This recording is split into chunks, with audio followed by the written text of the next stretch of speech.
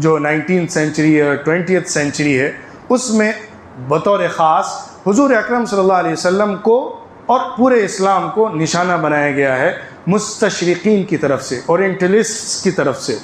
मुस्तशरिकीन या ओरिएंटलिस्ट उनको कहते हैं जो गैर मुस्लिम हैं, यूरोप के मुल्कों में रहते हैं और वो इस्लाम की नॉलेज हासिल करते हैं, अरबी सीखते हैं, पूरे दीन को सही तौर पर गहराई से जानने की कोशिश करते हैं और फिर इस्लाम पर एतराज़ात करते हैं, डाउट्स क्रिएट करते हैं और इस्लाम को निशाना बनाते हैं और तारीख़ के अंदर गडमट करते हैं और गलत रेफरेंस के ज़रिए से इस्लाम को गलत साबित करने की कोशिश करते हैं। ऐसे लोग बहुत बड़ी तादाद में यूरोपियन यूनिवर्सिटीज़ से निकल कर आए हैं, बल्कि यूरोप में पिछली 2-3 सदियों से एक मुस्तकिल डिपार्टमेंट रहा है जो इस्लामिक थियोलॉजी का है। इस्लामिक थियोलॉजी का डिपार्टमेंट